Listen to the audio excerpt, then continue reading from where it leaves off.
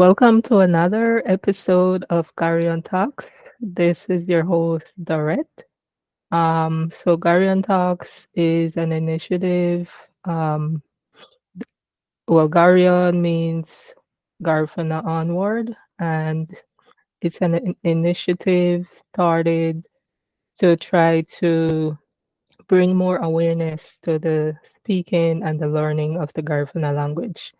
So what Carrion Talks is reaching out to our Garifuna people and have them tell their stories and to also talk about how the Garifuna language fits into all of that.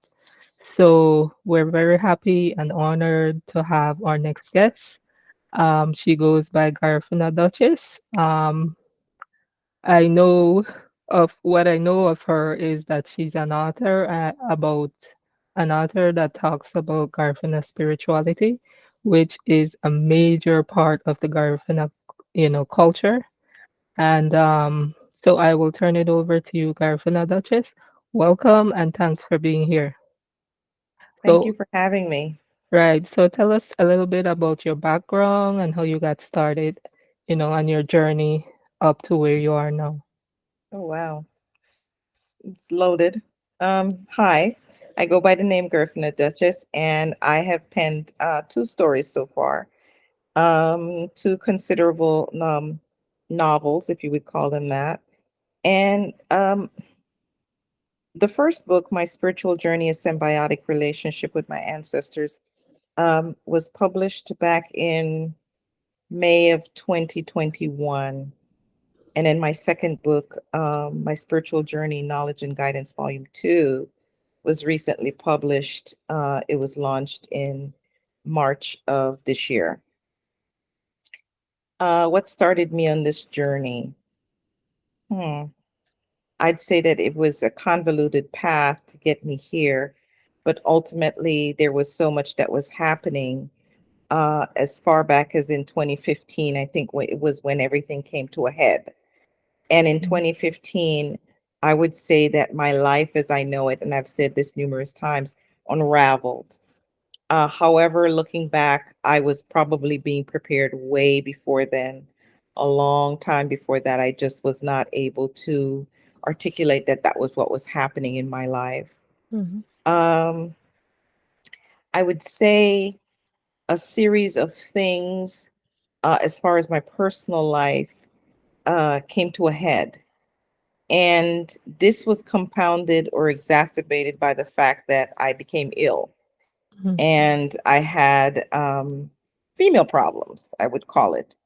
And with the fibroids and this intractable pain that I was having and the incessant bleeding for roughly about 6 months, it was very debilitating.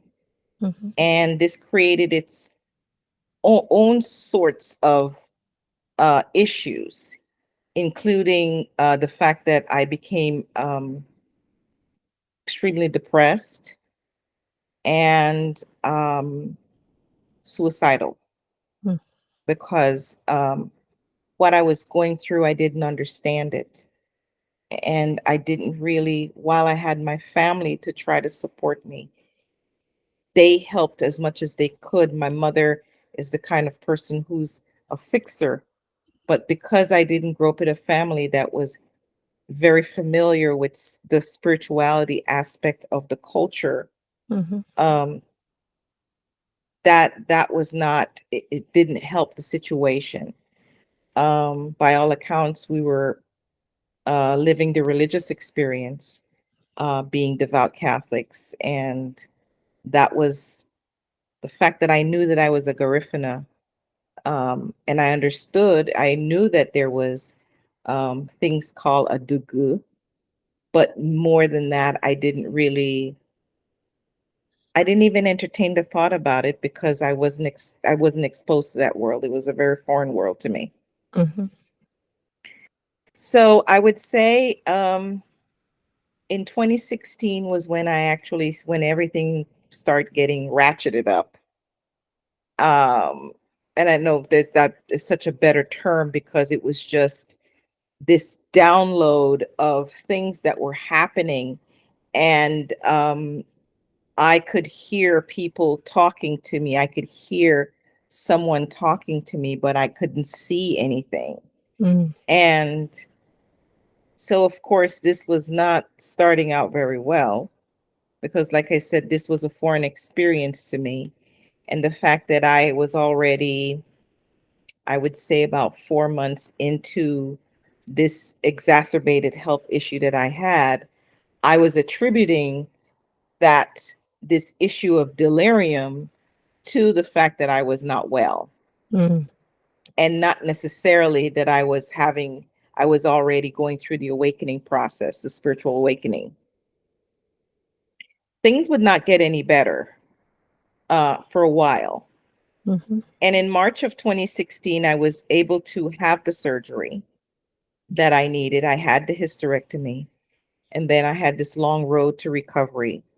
But during that time, a series of things would happen where I had this one ancestor, this Ahari, this spirit guide, who was a grandmother who basically came and um, told me she would be at my bedside. She would be at my side. She was always, whenever I was in bed, I could feel her comfort, whether she was massaging the crown of my head, or it was just this comforting presence. That would be the best way to put it.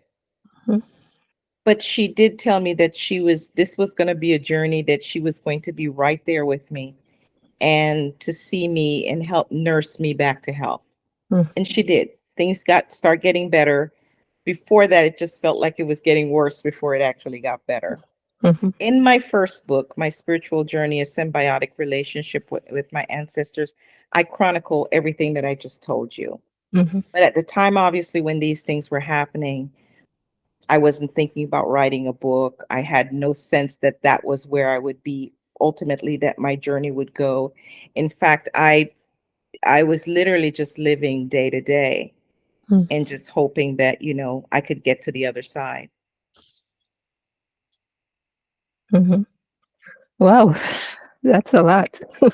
It is. Um, well, I'm glad you were able to go through that experience and learn from it and share, with us your journey and how you came about to, that end product of having share with us through your writing, that journey.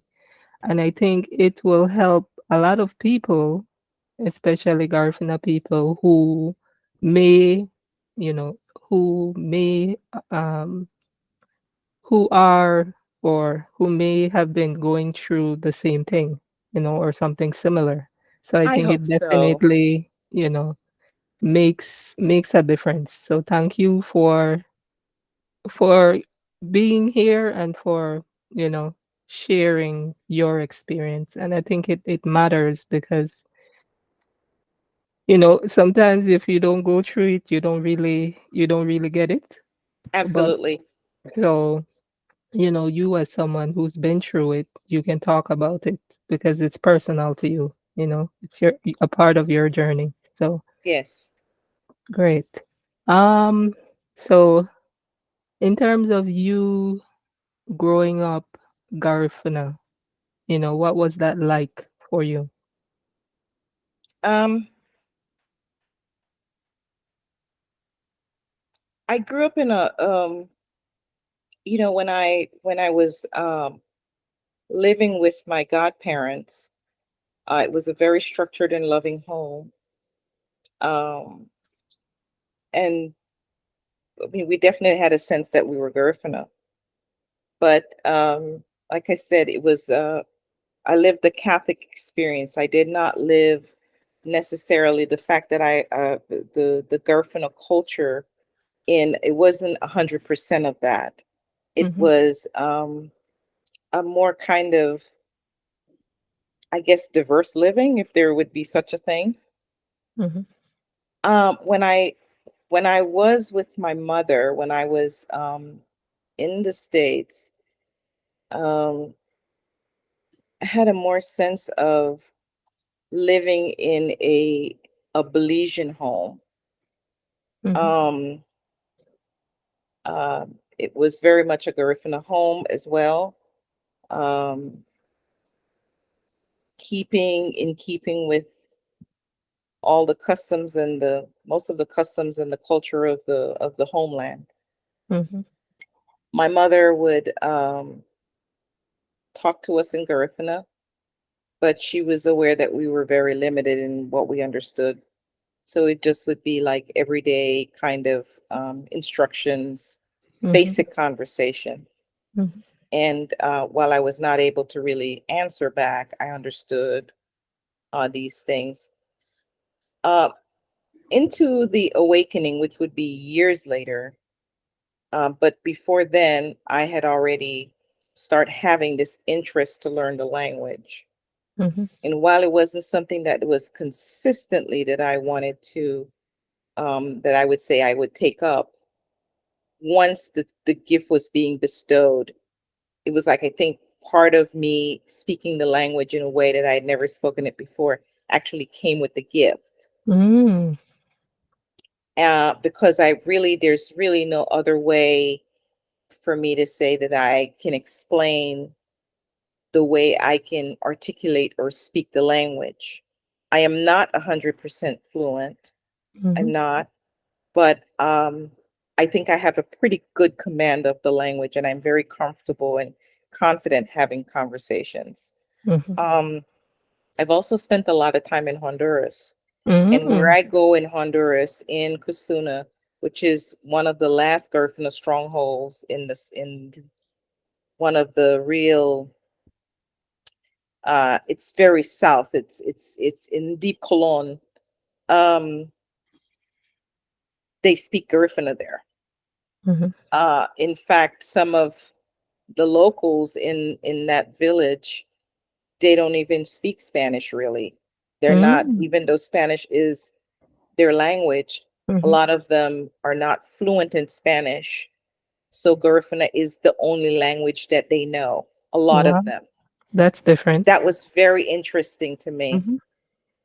Um, so when I'm there, it's like I revel in that because that's like the lesson that I need. Mhm. Like the on the job training. That's all I can. I can't communicate with them in English because they don't speak English. Mhm. Mhm. And I don't really communicate with them. I can't communicate them with in Spanish because I speak Spanglish. So the only way I can communicate with them is in Garifuna. Mhm. It's really the only way.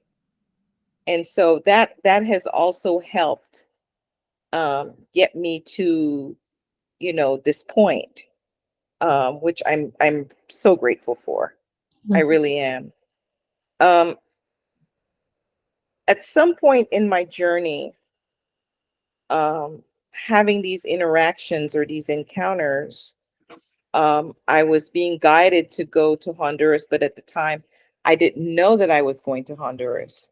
Mm. And all of this would start probably in the latter part of 2017, after I had done the first, um, I would say, some rituals and stuff that needed to be done because I had made this trip to Belize. All of this is chronicled in the book. But I would start having these encounters with an ahari, a grandmother that I had never met before. And somehow I was being guided to go to Honduras. But at the time, I didn't know that's where we were going. How did Mhm. we end up? Why did we end up in Honduras? Because ultimately, I would be going to a place to go to the home of my forefathers. Mhm. And my Palacios side of my family, it was said in our family that they were from Sangrelaya, Honduras. Mm. So that was the reason why we set out to go to that place. Um, it was a very arduous trip. It was fraught with a lot of its own problems. It was a lot to get there. Mhm. And when I did make it there, um, the idea that our family was from Sangrelaya, that basically was put to rest because I would later learn that ground zero for my Palacio family was actually Punta Piedra, which is Dubagut, which is a village. That's the first village coming into that southern coastal area. mm, Um, and Kusuna it's Punta Piedra and Kusuna. These villages are side by side. mhm, I would liken to say that it could be, if we're talking about like an example for Belize, it would be like maybe like Roaring Creek and Tea Kettle and Camalote, kind of like how they're mhm, set up. Um, and so I would end up in Kusuna, and there I would meet my handler. But at the time, I did not know that I was going to go meet my handler, who is the mm, buye that would eventually help me get on this path in the way that I needed to. mhm. And can you, So for those of us, for people who don't know what a buye is, can you explain? a buye is a spiritual healer and a spiritual leader. Um, this is a person who is has an anointing, and with the um, the guidance of her spirit guides, she is, in this case, it's a she. Mhm, Um, she was able to assist me with certain rituals and certain information that I would need to get me on the path that I needed.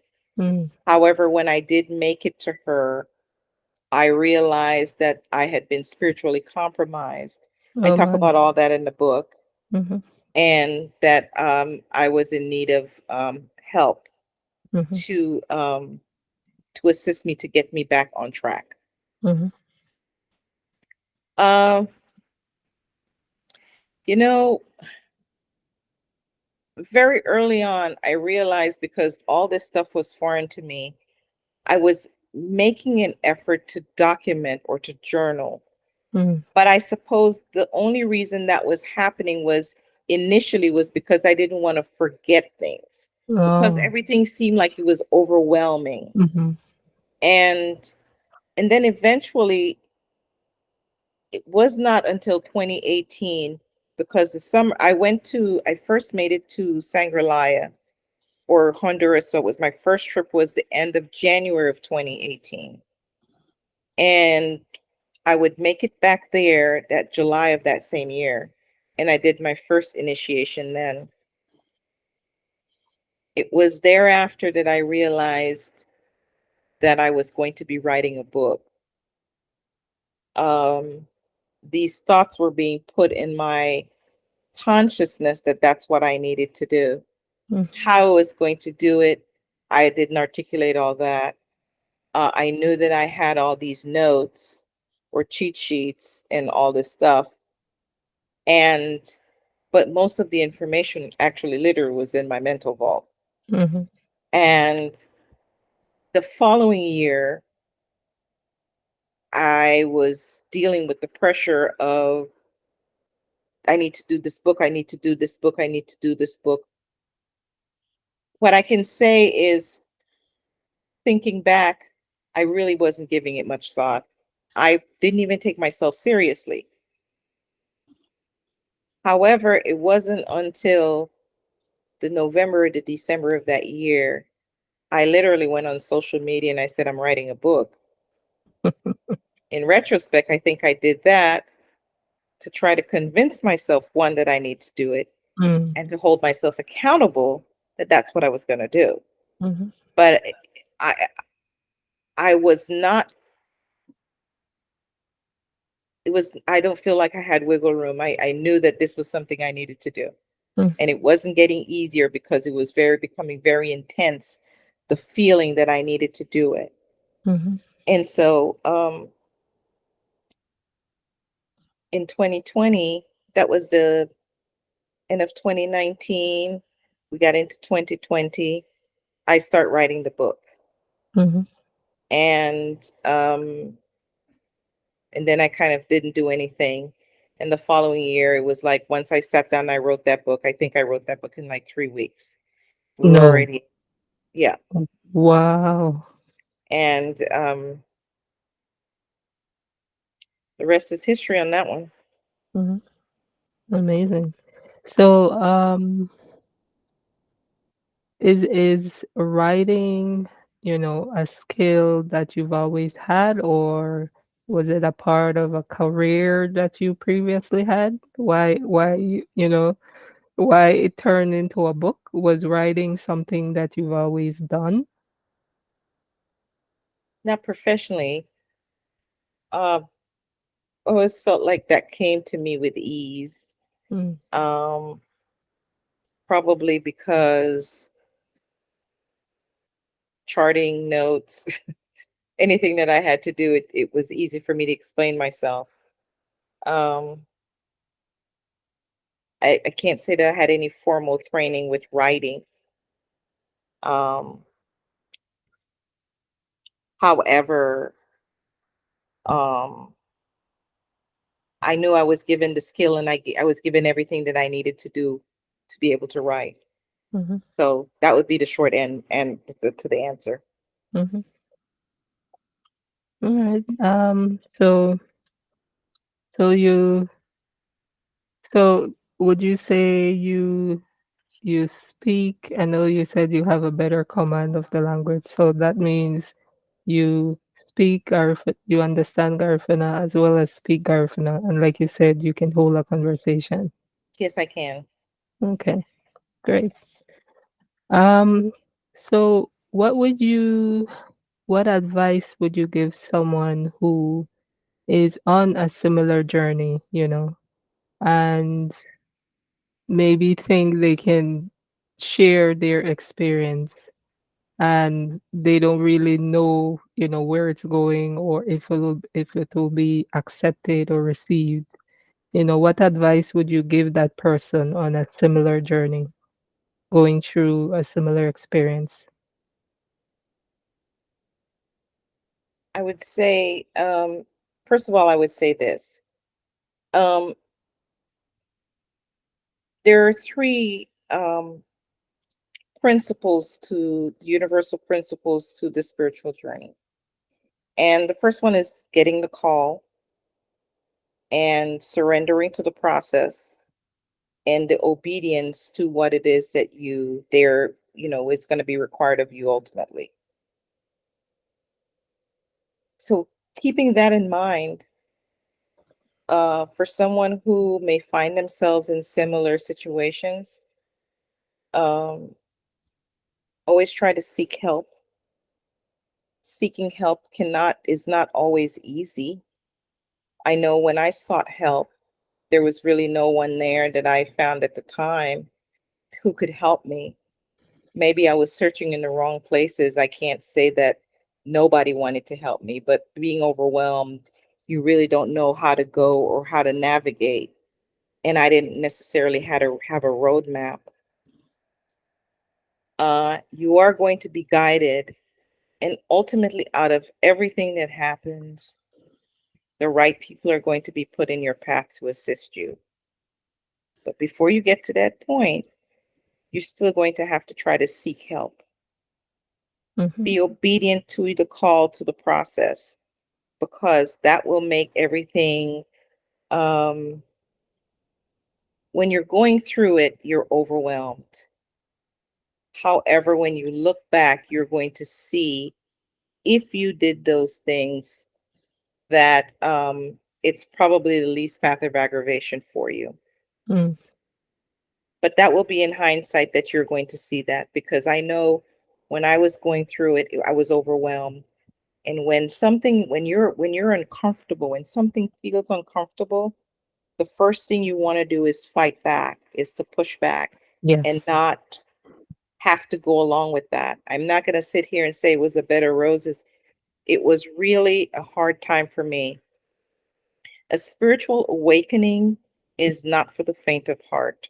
Mm, There are people who have not survived spiritual awakenings mm, because it's very brutal and you get to meet parts of yourself that if you're not prepared to meet it and you're not equipped, it's hard.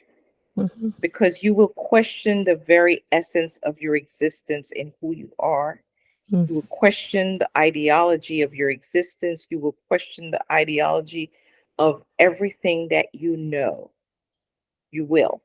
Mhm. That is what a spiritual awakening does. It's a lot of upheaval and things unravel, and having this issue with identity. You go through an identity crisis. I suppose there's a lot of different ways this formula, this equation can be put together, but the bottom line is you will question, I didn't feel like I belonged in my family. I did not feel like, for a long time I felt like, and it wasn't that they were doing anything, they weren't doing anything wrong. Mhm. This was just what I was going through. It was just the stuff that was coming to the surface. So I would say, if you can get help, seek help. Um, my book is available for anyone who would like to read it and maybe they can get something out of it. I've had people tell me in the past that it's been helpful to them. Mhm. And which brings me to this, because I feel like that was the singular purpose of writing the book, was to try to help someone. And Mhm. if I could help one person, then I would have fulfilled what I set out to do. Mhm. But if I can assist many of people, then it's even better. Mhm. So, Okay, thank you for that. So if you don't mind, we can switch gears. So I will show you some images, okay. and then you tell me the Garifuna word for those images. Oh I wow. call it a game of Let's see how good I am then. yeah. I call it Garifuna say. Okay. Um, a a little game called Garifuna say. So let me share my screen.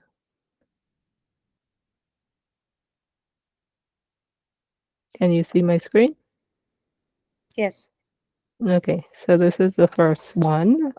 Cassava bread, Ereba. Ariba.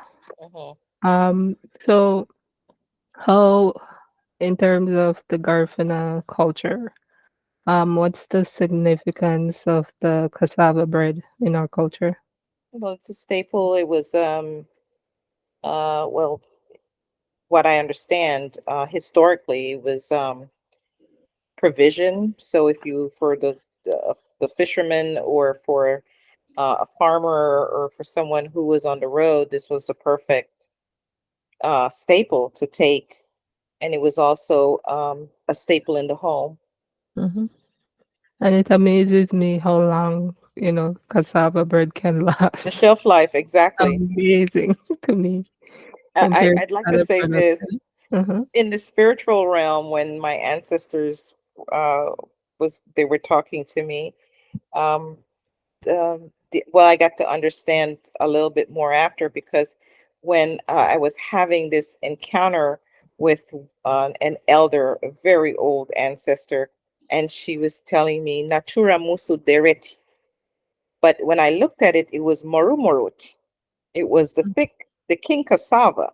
Mm-hmm. So she referred to it as deret, Natura musu deret. Mm-hmm. But in some of the elders, they also call the cassava, this one, the thin one, the ereba, Mm-hmm. derefet. Mm. So that's like an old term that they use. Mm-hmm. Derefeti is the ereba, and then the dereti is the morumut, is the king cassava. Mm. I prefer the thinner one. I prefer this one. Right, I can chew it easily. ereba. Yeah. So this is the other one, of the sea by Barana, Hopkins Village, barana. Varana. Beautiful Hopkins. Oh, let me go back to this one.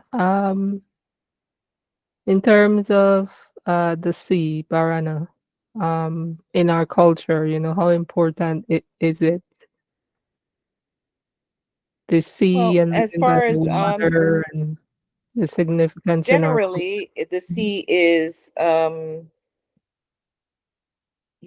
power of the sea, the sustenance of the sea. I've spoken about that in my notebook. And it was a survival, it was part of our existence. However, in a spiritual form, the sea possesses a lot of power for cleansing, for the sustenance of the sea. There is so much that the sea can provide from a spiritual standpoint as well, and it's just a gift of its own. Mhm. So this is the other one. It's a photo of one of our TV ancestors, Ramas, P.V. yes. Rama. Yeah. Hmm. Um, what do you, how, what's the significance of him that you know about in our culture? Thomas Vincent Ramos. Well, he was one of the spearheaded the founder of Garifuna Settlement Day. He started the grassroots movement as a activist Hmm. for Garinagu Hmm. here in Belize. Right. And what's the word for Ahari, ancestors again? Ahari. Ahari, Mhm. yes. And this one is the picture of a green banana.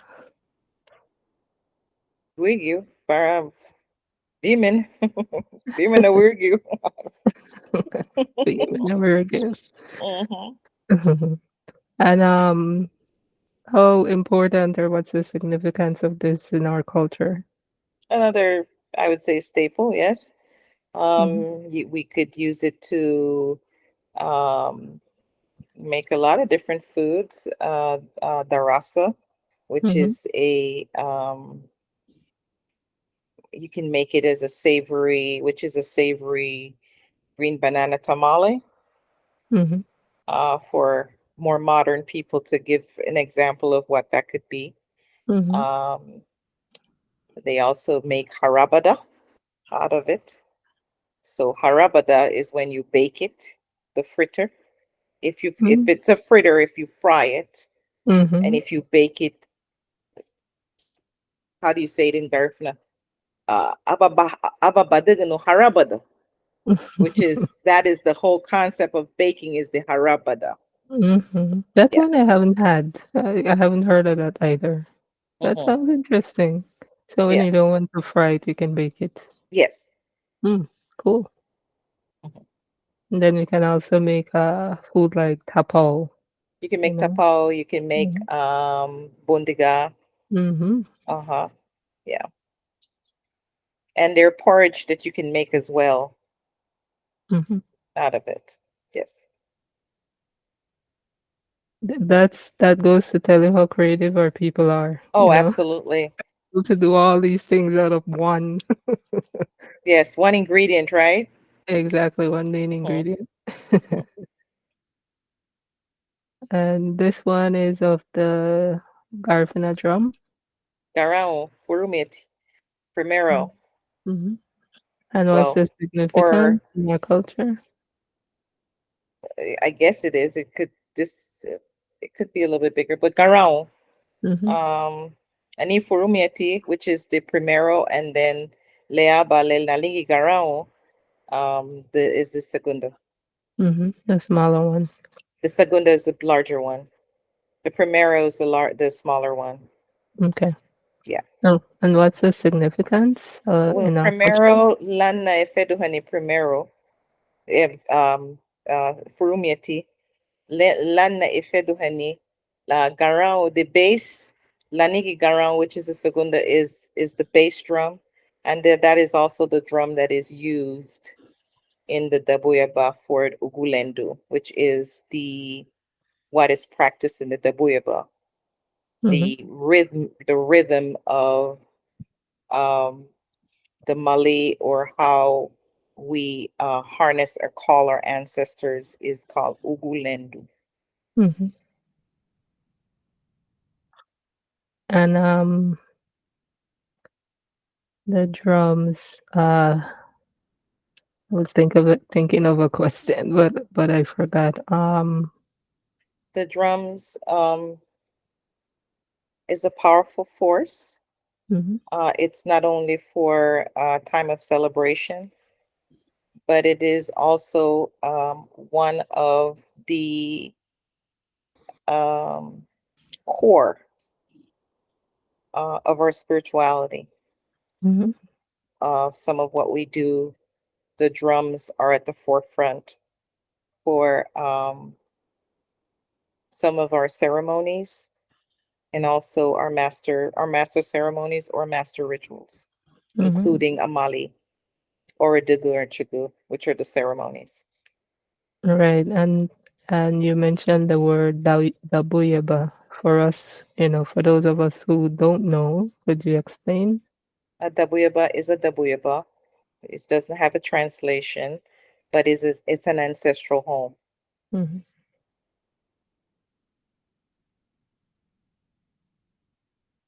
Right, so this is the other one, the Garifuna flag, Anidir. and there are. Hmm. And what does the Garifuna flag mean to you? The people, the land represents the people and the land. Hmm. They're varying.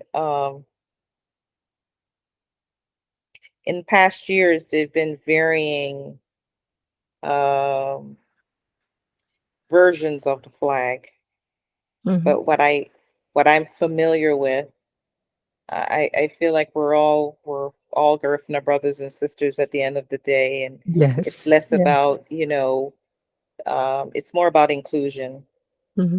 Um, but yes, I just leave it at that because depends regional where you go, there's a preference. But I feel at the end of the day, we should be more worried about trying to unify each other as opposed to um, focusing on what separates us. Totally agree. Totally. All right. This other one is of mostly women dressed in their Garifuna clothing. Mm-hmm. So the word focus is clothing. Hanago Garino. Nago Garinago. And what would you call the blouse of the Garifuna suit? The Oh, that this particular green one, mm-hmm. Manin, Mani Manin, Manin. Never heard Manin. that. Never That's heard that the one. that's the that's the that's the blouse. That's the longer one with the pleats. Ah, Manin. okay. Mm-hmm. And then And there's I the was one there's the one that you tuck in, and mm-hmm, then they have the gonu, which is the gown. mm-hmm. And blouse and Garifuna, you would say Shagid. Shagiri and the Mm. skirt. How do you say skirt in Garifuna? I should know this word. Good, Good. good, Yeah. good tuma shagid. Mm-hmm. Skirt and top Yeah. And and what's the bottom. significance of, wearing our clothing, in our culture? How important is Well, that?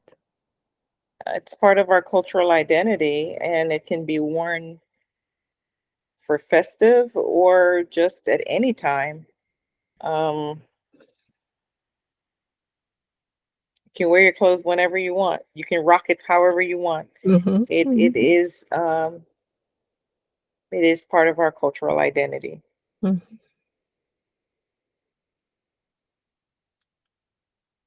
And this one is of fish. Udra, Udra. And, Hmm. and how important is this in our culture?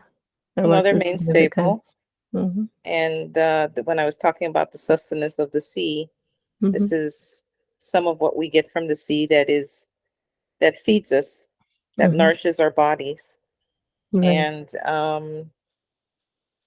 uh, in the culture, which we know is we had um, men who were fishermen. We had men who farmed, who harvest, and I mean, who cultivated the land. Um, so this was one of the ways um, we were able to feed ourselves, our Hmm. ancestors.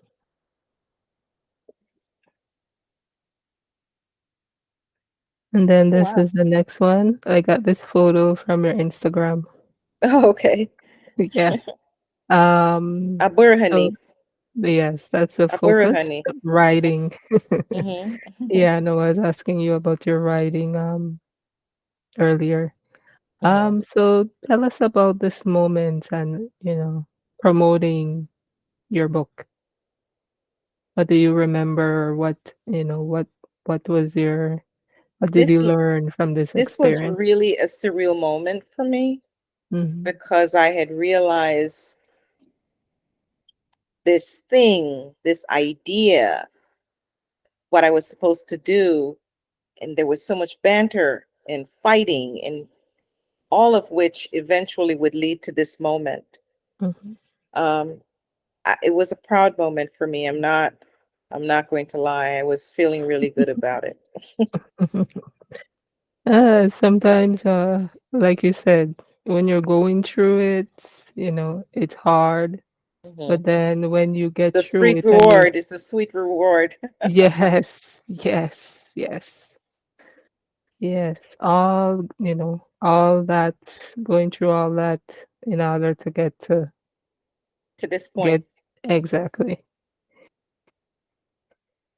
Um, and then the other picture is of the Garifuna Dictionary, which I just referred to as book. Yes, I would say guard, Hmm. but I've also heard a variation of garadia, Hmm. but what I know it to be is garad. Okay. But I always can stand corrected. Hmm. So, what's the significance of the Garifuna Dictionary Well, to you? um, not only is it used to translate words or give definition of words, Hmm. I feel like it's useful for anyone who wants to use it, not necessarily just for people who have any kind of literary interest. But I would say this is one way to improve your expression, whether you're using it to write or just to speak words. Hmm.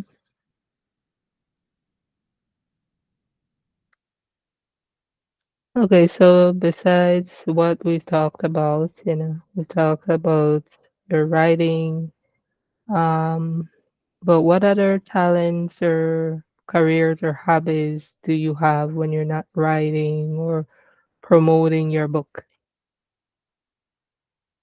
I love to travel.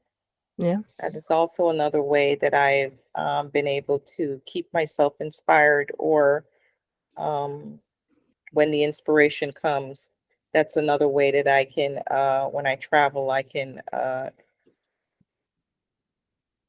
express a lot of what my experience. I can articulate it and I can translate it into writing the content that I create Hmm. for anybody who would be interested in what the content that I share and that I offer. So I would say travel would be on the top of my list. A healthcare professional, seems like I'm doing less of that now and doing more of what I've been called to do, which is um, spend more time in the spiritual journey, Hmm. which I've found to be very fulfilling. So it's all part of the obedience and the surrender. Hmm.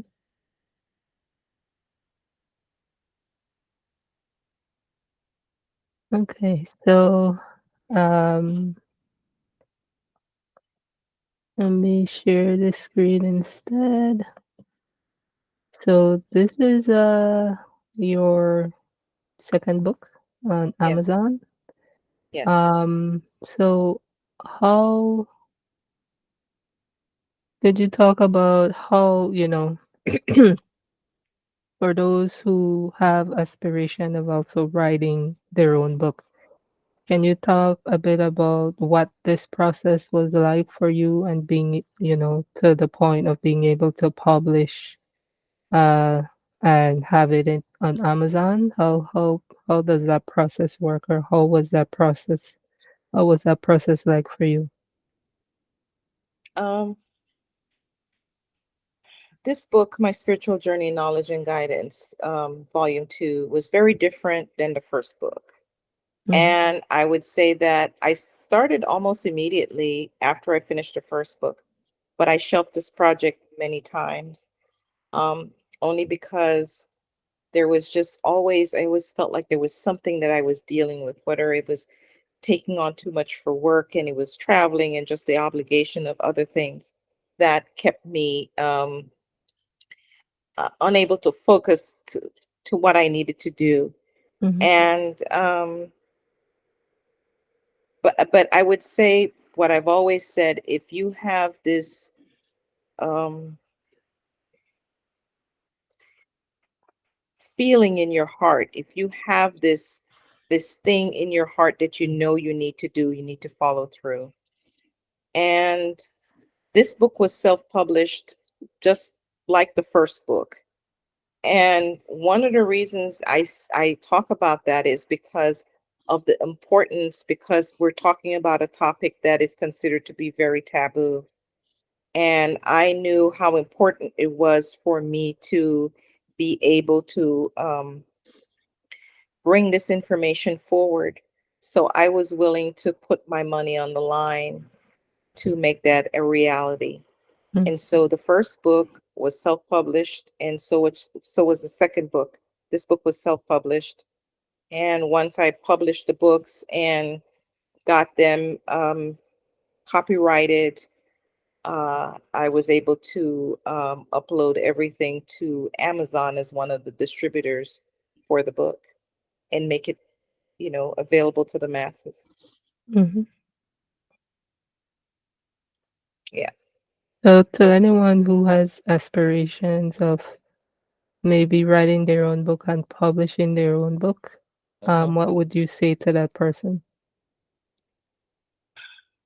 I think they should go through with it. It's not as overwhelming as you would think. I wrote this book on Google Docs on an iPhone. Oh, wow. So if that's any consolation, you don't need to have a lot to do a lot. Mm, And I'm available to help if you need to go through the process of how you go about self-publishing a book. It's not as difficult as people would think. A lot of times when we don't understand something, it can be overwhelming to think that you mhm, can't do it. It's right. actually easy. It's a lot easier than a lot of us would probably put a lot of thought to it. Mhm, But don't let anybody stand between you and your dreams. There's always a way to get it done. And you push hard enough and you're determined, things have a way of aligning for you. And before you know it, it's a reality. mhm. That's what I would say. Okay. Everybody's got a story to tell. Yes, yes, we do. Everyone has a story inside of them waiting to be told. Mhm. And can you tell us a bit about the covers? How did that come together? The Who was first book, behind the photo and the design of it? that's such a good question. I like that. The first book, I talk about how I was at a cousin's establishment and I was on the deck. I was in Hopkins, Belize in July of 2018. And I wanted to take pictures of the wave. And when I took the picture, it took a picture of my face. So I guess when I pressed that button, it didn't flip. And it took a half of a shot of my face, but I never deleted the picture. Just like, Ah. why did that happen? Mhm. So it would be years later when I knew I was writing a book, because at the time I took that picture, I just simply didn't delete it out of my phone. And I said, I think I have the perfect picture. And I went looking for that picture Mhm. and I found it. So I was grateful that I never deleted that picture. Wow. And that's Even the picture has a story. the picture has a story. The second picture, I was communicating with two sisters out of Brooklyn, New York, who were living in Roatan, Honduras. And I decided I was going to go to Roatan for my birthday. This was in April of 2022. Mhm. And was this your first So trip? I'm sorry. Was this your first trip to Rotan? This is my first trip to Roatan. Mhm. So I just went to Roatan, and the next day I'm looking out on the deck, out to the reef, and you could see where the reef is, and the water was so calm. Mhm. And I just happened to just take the phone and just put it like this, and I just took this shot with myself looking out. And when I saw that picture, I think I just like the color of the Mhm. scarf. I It's think beautiful, it yeah. was just colorful. I'm like, well, I'm gonna keep this picture, but almost immediately I said, this is gonna be the cover for my next book. Oh, wow. So that was taken in Rotan, Honduras. That Mhm. picture. That was the day after I arrived. Mhm. I was just Wow. taking it all in. And, who put the design, the cover? I know you provided the picture. Yes, the Who? first Mhm. book, the editor that I had was the one that helped me design the font um, and everything else on that. The name, I actually came up with that, a symbiotic relationship with my ancestors, because I feel um, that the relationship that we have with our ancestors is a symbiotic one. Mhm. Um, so it's mutualism. It's based on mutualism. They do for us, we do for them. Mhm. And so that I came up with that title for that book. Knowledge and guidance was more because there was a lot of insight and things that I felt like I needed to share, and it was time. Mhm. And so that's how I came up with that title. The cover of this book, besides the picture, was designed by my publicist, Eulogia Gordon. She designed this. Mm. Beautiful. Yes. And, tell us about the name. How did the name come about, Garifuna Duchess? I don't know. I went to sleep one day and I woke up in the morning and I had this name. So Oh, I wow. suppose it was a little gift from the other side, which I'm grateful for. Mhm. And and I've had it ever since. Mhm. Nice.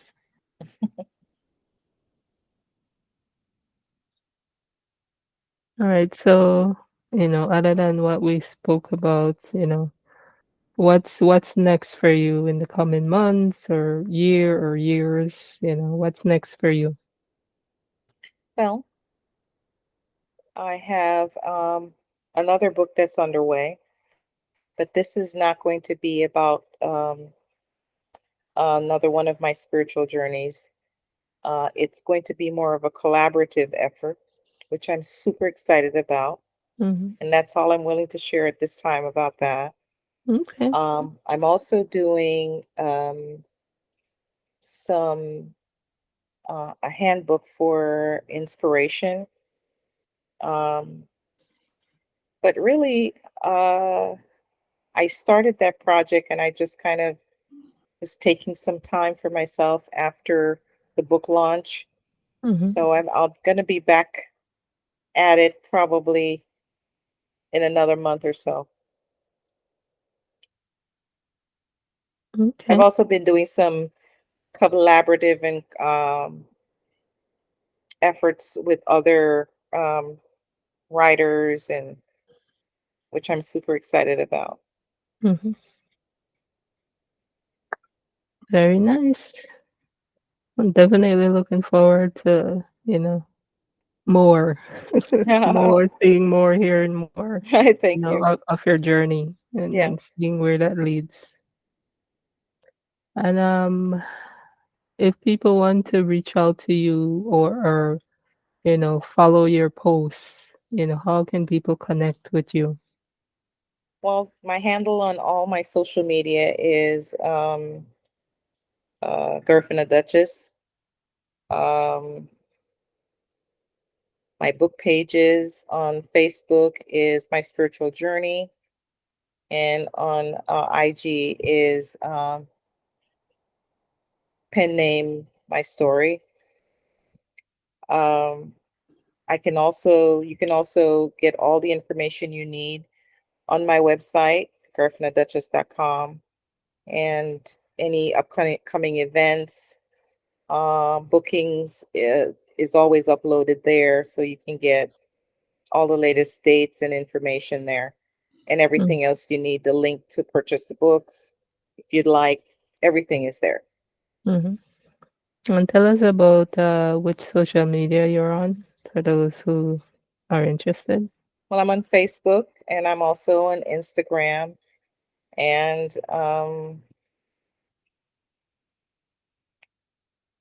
uh, I think those are the two that I use the most. Hmm. Yeah. Okay. All right. So we're only put here for a little bit. So when the journey ends, at least here, on Earth, what do you want your legacy to be? What do you want people to think when they hear the name Garifuna Duchess?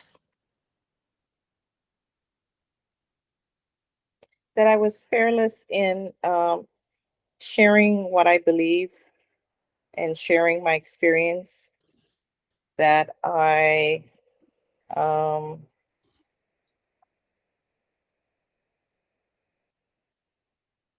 I was obedient to the process that was put in front of me by the Almighty, the powers that be, the Creator, and my ancestors, and that I would have been selfless in contributing my portion to humanity. Hmm. Thanks for sharing that. So what one question that I didn't ask so far is how important do you think it is for people, especially Garifuna people, to speak the language? I think it's very important, if you can learn it, that you should be making an effort if you can. I understand that we're all over, we're everywhere now. We're just so dispersed globally. Hmm. And for some people, that's just not possible. I don't think that that takes away from um, love you may have for the culture or the passion or the essence or of who you are. Hmm. Um, but I also feel that if you can learn to speak the language, if you're not speaking it, then maybe you should devote some time and put some effort into. Hmm. And for someone who wants to learn the language, what ways or what would you be their advice to them of how they can learn the language? If you can, immerse yourself with people who speak the language, Hmm. spend time with them if you can. I find music to be very helpful, because Hmm. that was one of the ways that I first started to was just listen to a lot of Garifuna music. Um, and now there's so much more content You can go on YouTube, you can Mhm. go just about anywhere, and there's so much content. It's not like Mhm. before. Mhm. So just try to think outside the box and utilize all this different content that's out there. Mhm. That'll be Mm. helpful. Yeah. All right. And so I want to thank you for being here, for sharing of yourself, giving of yourself, and sharing your story, your journey. Much appreciated. Sereme, Sereme, Sereme. Thank you for having me. It Yeah, of was my course. absolute pleasure. Ceremoniable. Same here, and I look forward to meeting you in person one day That would be a soon. pleasure. Yeah, so I will let you have the last words. Any last words? I always like to say thank you for this platform and thank you for this opportunity. Um, I feel like, whatever it is that the passion that you hold in your heart, the passion that guides you, the passion that inspires you is what you should wake up to daily and make it a realization. You'll be glad you did. Mm, I'm slowly starting to realize that. I feel like I'm doing something worth doing when I do this. So, Oh, and I absolutely. This feel is a so wonderful forum. inspired and motivated to do it. And, having, you know, connecting with people like you, and especially those who are willing to share and give of themselves, I feel really good at the end of the day, and hopefully others are inspired to do the same and are learning something. So much appreciated. Absolutely. My pleasure. Okay, thank you. Ayo. Okay. Ayo.